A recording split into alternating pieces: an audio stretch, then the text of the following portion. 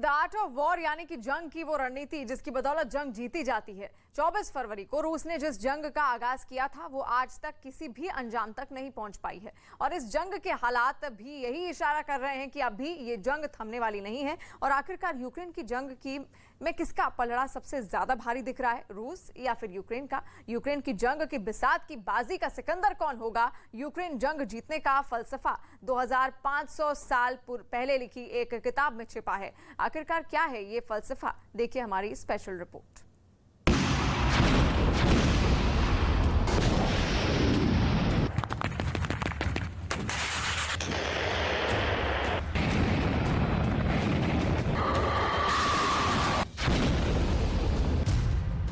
Ukraine की शतरंज के 90 दिन।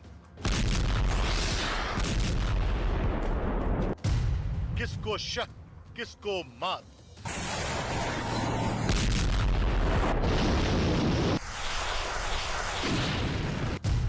यूक्रेन की बिसात पर फंसे पुतिन।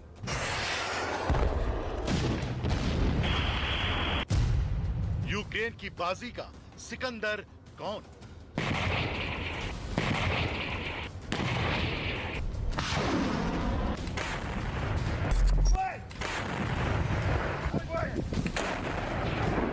चौबीस फरवरी 2022 यानी वो तारीख जब रूस के राष्ट्रपति व्लादिमीर पुतिन ने यूक्रेन पर हमला कर एक जंग का आगाज किया था।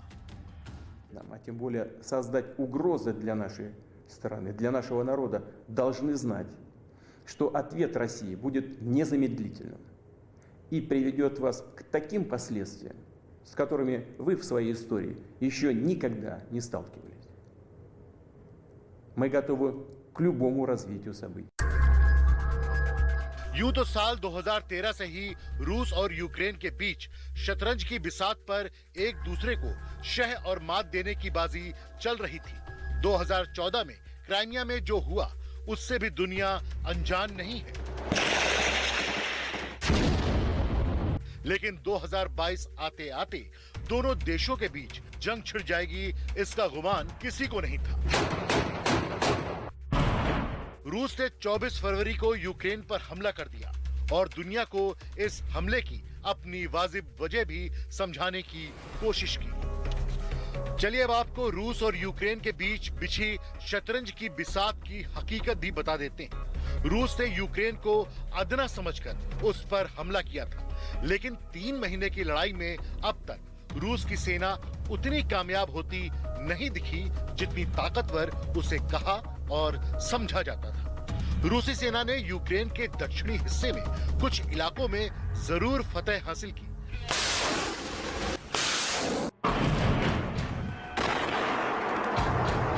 लेकिन अभी तक राजधानी कीव उसके हाथ नहीं आई है।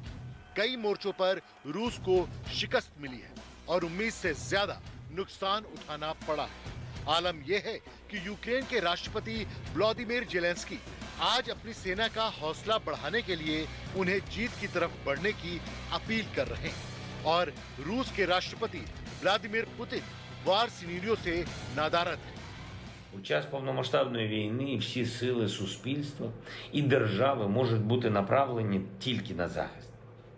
І це значні обмеження і для науки, і для культурної сфери, і для інших фундаментальних частин суспільного життя. Але такий час.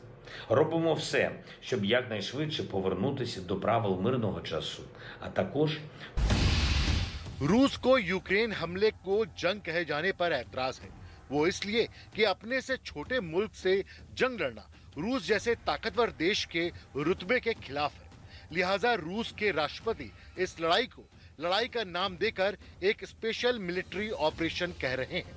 खैर, पुतिन इस जंग को चाहे जो नाम दे सकते हैं, लेकिन यकीन मानिए पूरी दुनिया इस हकीकत से वाकिफ है कि यूक्रेन में जंग ही चल रही है।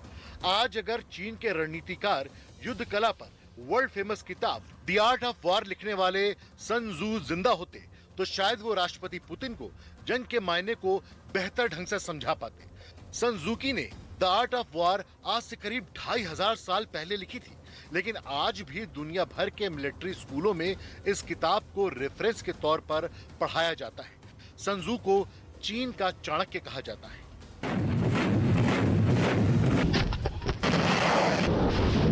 सन त्जू के नजरिए से देखा जाए तो रूस ने यूक्रेन जंग की मुकम्मल तैयारी की थी, लेकिन शायद वो एक बात नजरअंदाज कर गया कि रूसी सेना एक जंग लड़ने दूसरे मुल्क में जा रही है और उसकी जंग लड़ने की रणनीति की पूरी इंफॉर्मेशन उसके पास नहीं थी। तभी तो शुरुआती दिनों से ही रूसी सेना की रफ्तार पर ब्रेक लग गए। इसकी सबसे बड़ी मिसाल है राजधानी कीव की जंग।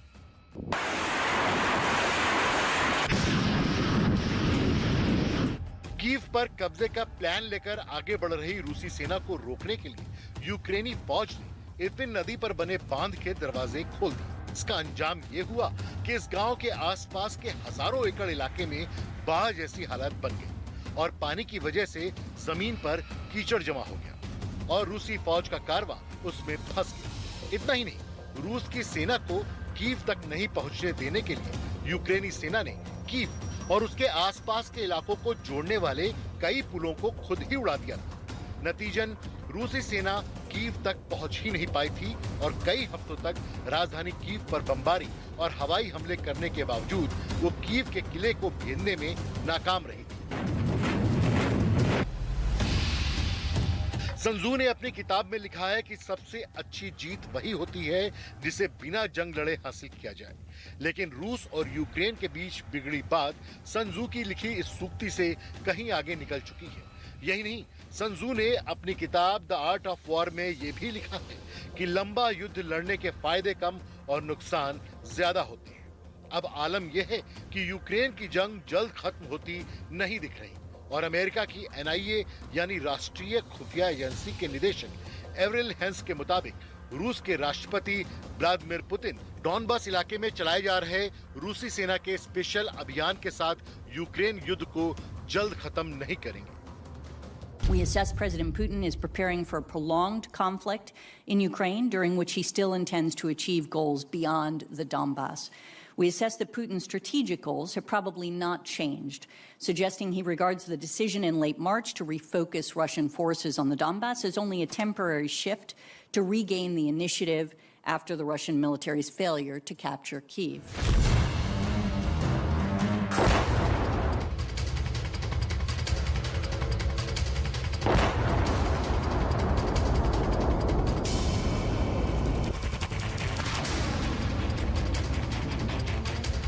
दरअसल सन त्जू के मुताबिक लंबी जंग लड़ते हुए हथियार की धार कुंद पड़ जाती है और सैनिकों का जोश ठंडा पड़ जाता है। यूक्रेन जंग में अब ऐसा ही कुछ देखने को मिल रहा है।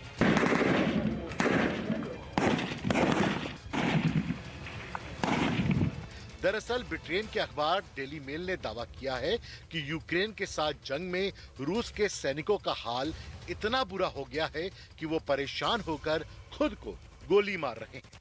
डेली मेल ने अपने दावे को सही साबित करने के लिए एक सैनिक के इंटरव्यू का हवाला दिया, जिसमें एक सैनिक ने यह बताया कि 2.5 महीने से यूक्रेन की जमीन पर जाकर लड़ाई कर रहे सैनिक अब मानसिक रूप से पस्त होने लगे। Один еще самое важное, то, что их там было, да, подполковник ходил, то, что, да, просто убил. Ну, так лежит раненый боец, командир батальона, его хлоп с пистолета и все. Был молодой пацан раненый, на земле лежал, кто-то его ходить может, нет, помогите. Кто-то его с пистолета застрелил и все. Так не один.